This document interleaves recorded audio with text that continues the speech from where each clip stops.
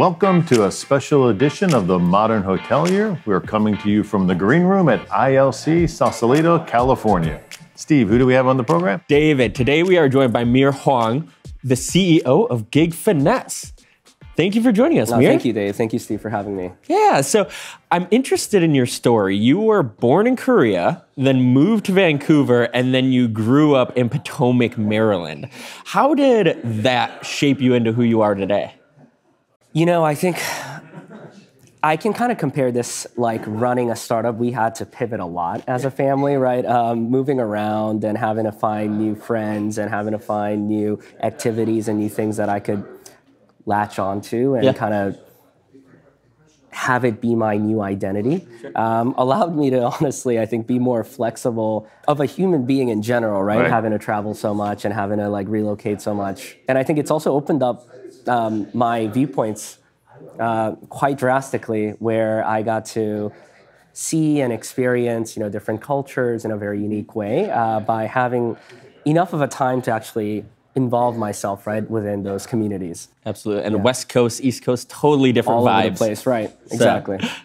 And so you're a musician, so tell us, what instruments do you play and what's your favorite instrument to play? So I would say my main instrument is the drum. So I used to be a touring session drummer, and that's how I fell in love with the music business in a very traditional sense. I'm sure we can get to that later, but my favorite instrument now, as I get older, I think I'm falling more and more in love with string instruments. Nice, very nice. So for those that might not be familiar, can you tell them a little bit more about GigFinesse? Yeah, so GigFinesse, I always say we're a game changer for how hospitality venues and concepts consume and book live entertainment. So think of us almost like a matchmaker, right? Where you tell us your vision, your budget, exactly what you want and what you see and envision in terms of your live entertainment programming. And our technology streamlines the entire kind of back of house process. And our team of basically expert curators go out, source those talents. And it's really as simple as, right, like clicking a button and we make those live experiences and live entertainment happen. That's awesome. That's great. So how did you come up with the idea, and what was the moment when you knew that you had to execute and build this company? Totally. GigFinesse truly, I think, stemmed from my own pain points as a musician and a touring session drummer. It didn't take me that long for me to realize, how inefficient the talent booking side of the live music business was, right? To this day, still in 2024, if you're an independent musician or a hotel, there's so much unnecessary middlemen that currently exists, right? You have to go through promoters, you have to go through agencies, sometimes you have to go through the general managers or the F&B directors. People are still processing 1099s manually by hand, right? Sometimes a lot of these larger organizations are having to wait net 30, net 60, right, to pay out a lot of these artists, right, down to COIs, insurances. There's so many different layers where my whole thesis was, this is really detracting away from what's really important, which is the experiences and the music and the entertainment itself. So how can we digitize and use technology to kind of democratize that process, right, and streamline everything? That's awesome. Now, in your early days of starting GigFinesse, was there a challenge that came up where very unexpected, where maybe you had to pivot or you learned from that challenge at all? Totally. So we started GigFinesse basically in the eve of the global pandemic, right? So I would say it was kind of like, baptism on fire. Yeah. It was we launched in the winter of 2019 in New York City. I had, decided to forgo med school, and I had convinced my cousin to quit his job at Google. And we were both very optimistic about this. We were like, hey, we're young. Now's the time for us to take the leap of faith. We see this huge potential, so let's give it a shot. As you can imagine, right, it's very hard to build a live entertainment business when everything is completely shuttered and shut down.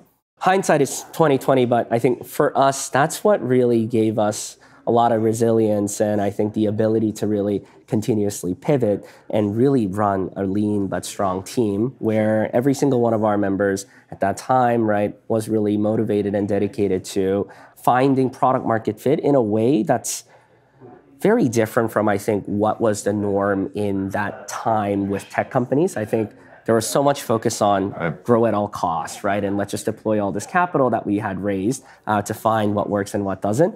We had to strategically, I think, define our parameters and really go after customer verticals that really saw and resonated with our value proposition, which turns out, right, was the hospitality business for us.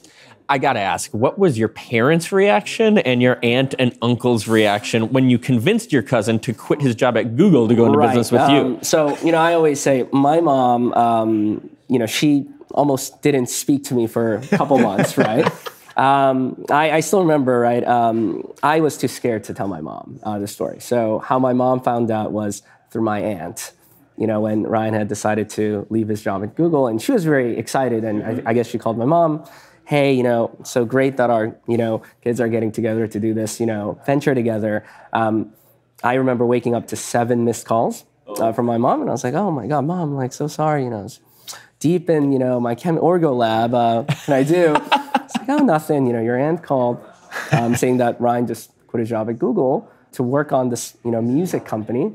What the hell is going on? Yeah. And there's a lot of kind of, pushback, definitely, I think, coming from more of a traditional, right, like first generation, I would say, Asian immigrant background. Yeah.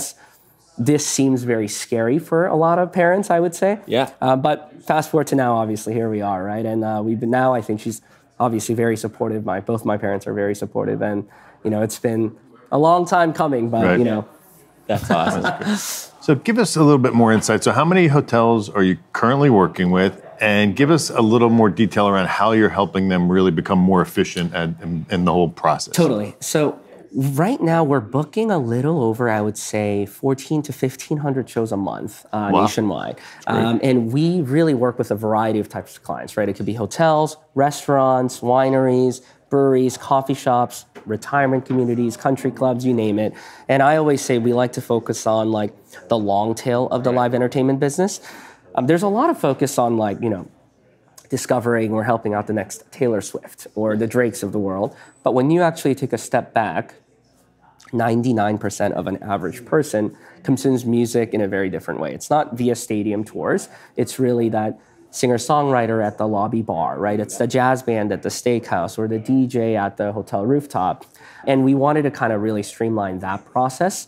So hotels, I think, are a great example where now more than ever, I think we briefly talked about this before we started the interview, where there is definitely a drastic shift in how and people, especially I think the younger age, like my age or below, decide on which hotels to stay at, right? Hotels, I think, used to be a place to just check in and check out. Now it's becoming more of a cultural hub. I think it's where people want to hang out, right? And more than ever now, I think, especially coming out of the pandemic, the experiential side is becoming more and more crucial, I think, for a lot of these brands to not only set themselves apart, but also attract new clientele and even local clientele. But to do so, it's been pretty difficult, I think, for a lot of these businesses to find an efficient way to go about sourcing these talents, right? We hear stories all the time where it's like, hey, we're using a local guy and he's connected to, 15 of his friends, and it's the same people that we're seeing all the time, right? Yeah. Or it could be a really well-established place, but they have the same piano player coming in there for 30 years, right? And maybe the guests want something new. Or they don't have the time, how hospitality industry is. A general manager is working 80-hour, 90-hour weeks, and then corporate says, hey, now you need to start programming this place. He doesn't have the bandwidth to do so, right? Then it falls under like maybe the bartender's hands or the F&B director. So we wanted to basically make it as easy as possible for them to just tell us their vision. Yeah. Hey, I think this would really work beautifully in our space, and then our team can go out and just execute it for them. And that leads up perfectly to my next question. How does GigFinesse help hoteliers in that creative process or planning process for a musical event? So I always say we're as involved as you want us to be, right? So there are clients that reach out to us where they're like, we know exactly what we want. Our clientele are, super luxury. They want this type of like 80s swing big band, right? So then we can be like, okay, perfect. That's exactly what we'll source and deliver to you. sometimes it's more of a collaborative approach, right? So where they're like, hey, this is our budget. We're not sure what would work best. And we're not even sure whether or not it's going to yield positive, RevPAR, right, for a lot of these hotels. So then we can actually look at holistically all the data that we have in that market, where we can say, hey, actually, it seems like singer-songwriters with a backing band is going to be the best cost-effective way for you guys to book, because you don't have the budget to maybe bring in a 5-piece band, right. But it'll still give you guys that energy. And also, that's what seems to be doing well in, like, let's say, the Charlotte market. So then we can actually make a little bit more of a strategic, right, a suggestion, rather than just saying, let's just try DJs and see how it works, right? So that's been also very helpful. Awesome. That's awesome. Do you have any examples of when a hotel was in a bind and they came to you, kind of one of those last minute things like, hey, we need some help, we need entertainment? Yeah.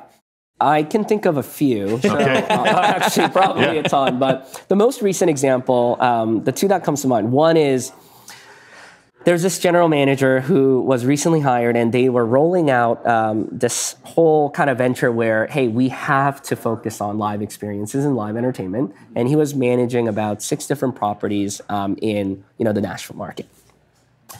And he was clueless. He's like, oh my God, so we're working with all these different local promoters in every single hotel. Our payout structure is completely different. Our accounting team is processing, hundreds of 1099s a year individually, right? Going out and paying out all these different artists. Artists are complaining because they're still getting paid on net 30, net 60 terms, right? And they need that cash now. Right. Forget about even also marketing integration, right? Like, how do we go and update the website? It's not just about having music, right? It's about how do we also tell our guests that we have these offerings. So I think he felt extremely overwhelmed. So he called us and he was like, guys, we don't have that much time. I need to figure this out in 2 weeks. And I heard about you guys, so is there anything you guys can do to kind of streamline this process? We were able to launch all of their venues in less than a week's time turnaround. Wow. Got it up and running, right? Integrated everything directly all to their websites. And he called us back and said, hey, I just want you to know I didn't tell my boss about GigFinesse because I needed the credit, We're like, that's totally story, fine, yeah. right? And go for it. Yeah, that is awesome. That is awesome. So there's 2 questions we're asking everybody that sits down with us. What do you think is one of the biggest challenges currently facing the independent space? Ooh, I feel like it's ever changing, ever evolving, but being independent, I think I see this very similarly to musicians as well, right? Like, being independent comes with, I think, a lot of positive benefits, but it's also more difficult than having, right, a corporate backing. Right. So I think it's more and more important for independent venues to set themselves apart that much more so than what you would consider to be a little bit more of a cookie-cutter scalable template that these larger, more resource-heavy organizations might have. And I think the best way to do that is through guest experiences, right? Whether that be in the form of entertainment or whether that be in the form of, wow, I feel really appreciated checking into this hotel rather than a large, right, commercial hotel. So I think that's probably the biggest challenge, right? Consistently, how do you set yourself apart in an ever-growing pool of, right, competition that keeps on arising? Great. And so again, another question we're asking everybody, where do you see the independent hospitality industry and what trends would you predict for 2025? So I think one, definitely what we discussed, more and more of an emphasis and move towards experiences. I think that's going to be a must. I was on almost 146 flights last year, right? And you have a choice to stay at all these different hotels. And one of the things that, I always talk to with hotel management is this, right? Hotels in the beginning, like we discussed, it's a place for you to check in and you go off premise to spend time and money. Yeah. I think it's important for them to think about ways to now bring people on premise. And can you take more meetings on premise? Can you, have the dinner meeting there? Can I just invite my friends out to my hotel and take them to the rooftop and catch up there, right? And how do you consistently push for that? I think will have to revolve around some sort of live entertainment or experiences. So number one there. And I think number two is, yeah, like we discussed overall, making sure that they can be strategic about all the different, I think, spendings. Right now, another thing that we're noticing with a lot of our clients is they want to invest in live entertainment. They want to invest in a lot of these ancillary benefits, but costs are almost prohibitive, right? Like everything's going up in value, right? Like whether it be personnel pricing or food pricing, rent, whatever it may be. So I think really being able to be strategic about what is the best and most efficient way to drive that, ROI, but do it in a way where you can actually calculate, right, the positive returns that you're going to be able to get. Yeah, well, thank you so much. We hope you enjoy the rest of ILC, Thank and we'll be seeing you around. Awesome. All right, Thank you. Awesome. Thanks for stopping by. You made it to the end of The Modern Hotelier. Thanks for listening. The Modern Hotelier is produced by Make More Media.